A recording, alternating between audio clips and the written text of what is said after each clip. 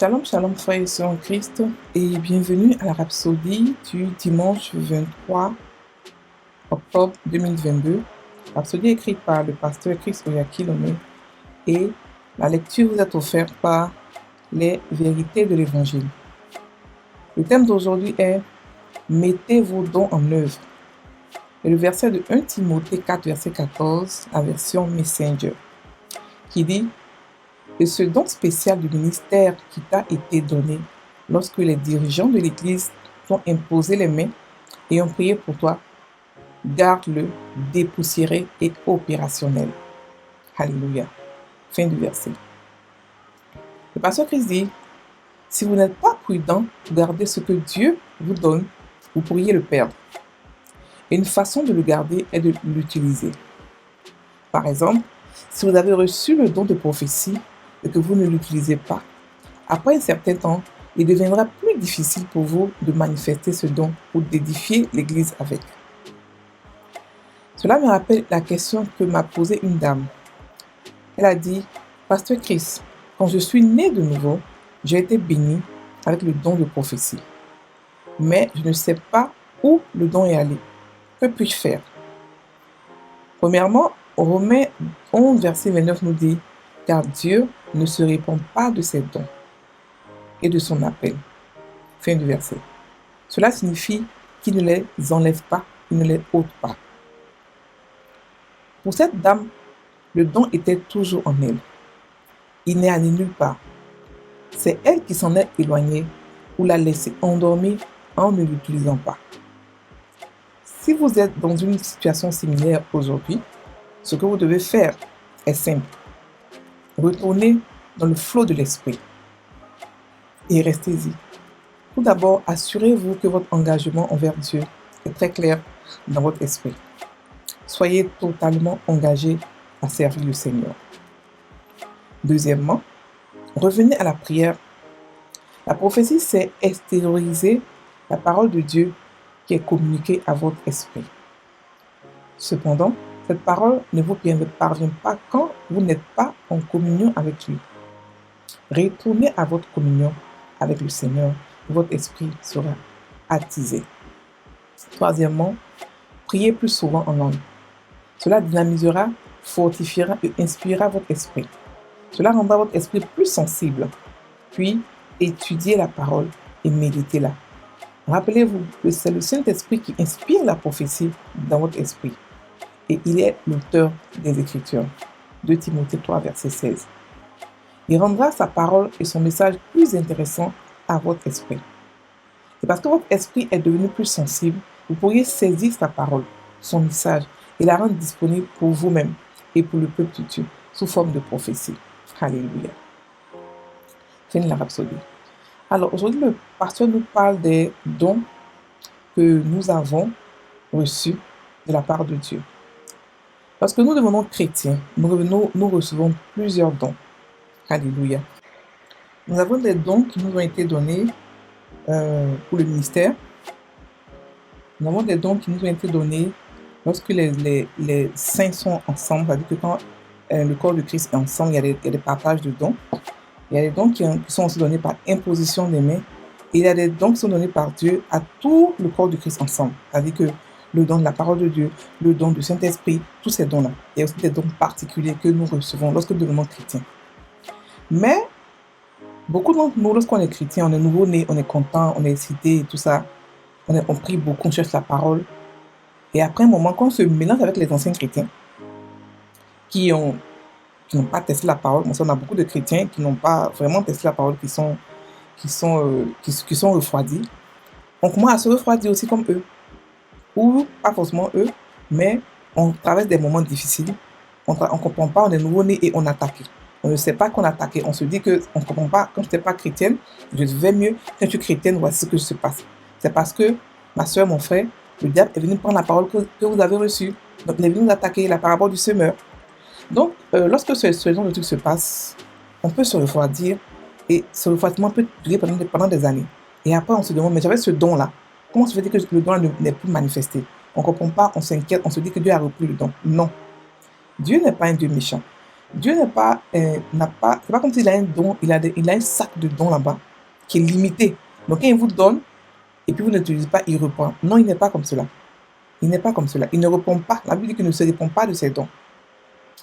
Le don, quand vous avez reçu un don, le don est en vous pour toujours. Ce que vous devez faire, c'est l'activer. Le pasteur nous explique qu'on doit l'activer.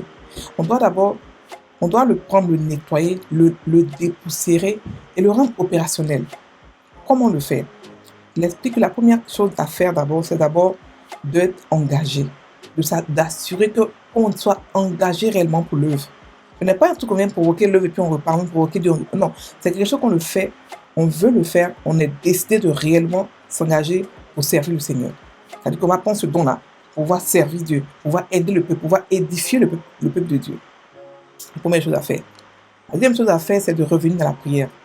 C'est de partir, c'est de communiquer, c'est d'être en communion avec le Saint-Esprit. De prier beaucoup. De prier. Parce que la prophétie, par exemple, il a pris le nom de la prophétie. La prophétie, c'est historiser la parole de Dieu. C'est donner. On voit que le Nouveau Testament, bien qu'on on n'est plus dirigé par les prophètes comme avant, mais les prophéties sont encore d'actualité. Il y a dans les prophéties, et il y a plein de prophéties qui ont été sorties dans le Nouveau Testament par l'homme de Dieu. Donc la prophétie est un don qui édifie le peuple. Et ce qui est bien, c'est que comme il édifie le peuple, on nous a demandé, nous a aspiré à pouvoir le demander, à pouvoir aspirer à avoir ce don-là.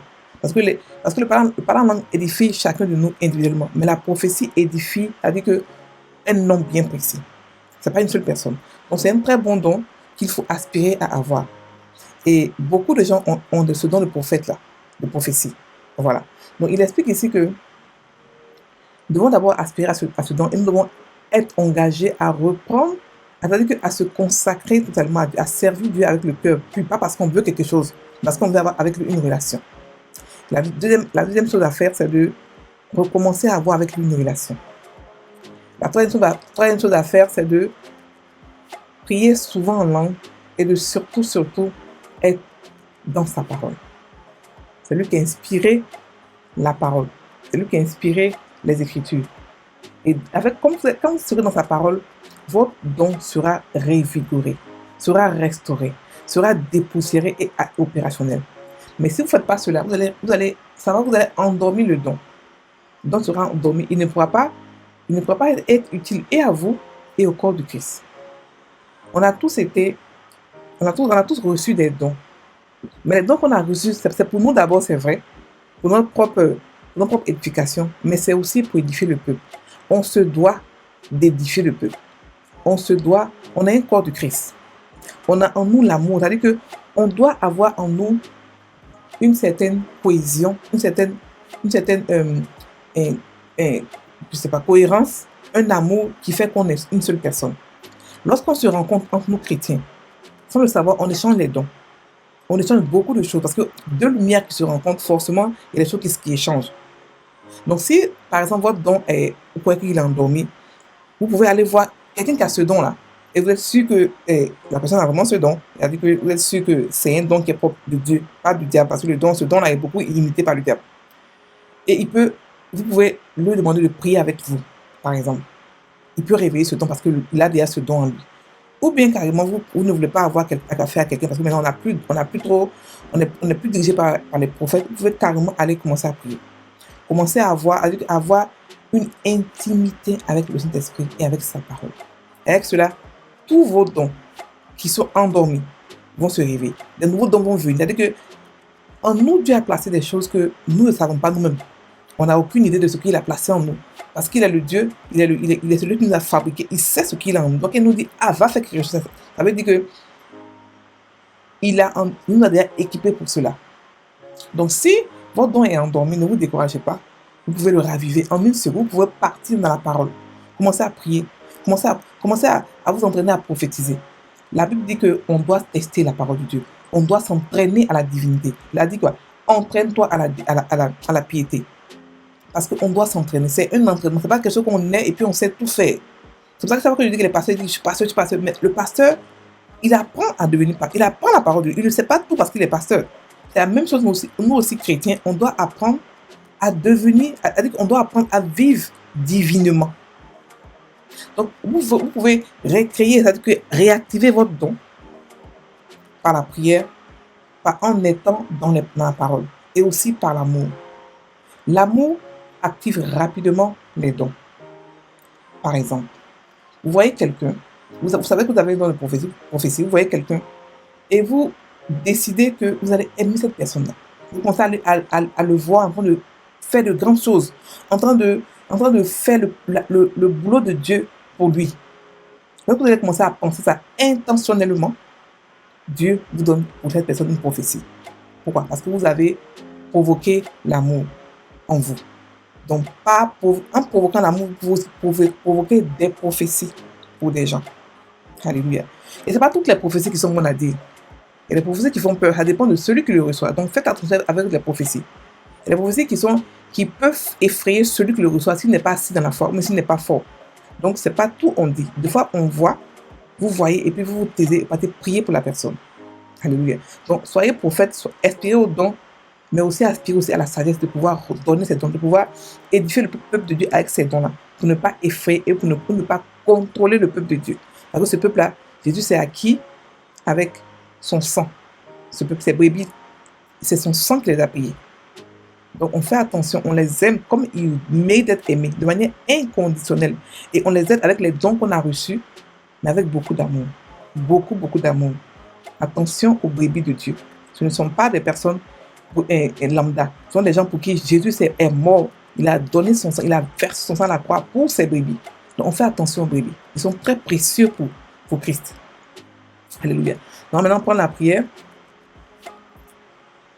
Cher Père,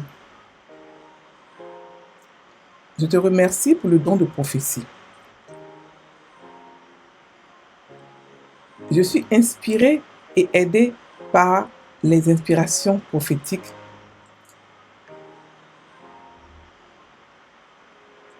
que je reçois par l'Esprit même à l'instant. Je déclare que ma vie est pour ta gloire. Mon avenir est plein de succès, de progrès et de prospérité. Dans l'évangile de Jésus-Christ. Je demeure continuellement dans la paix, dans la santé divine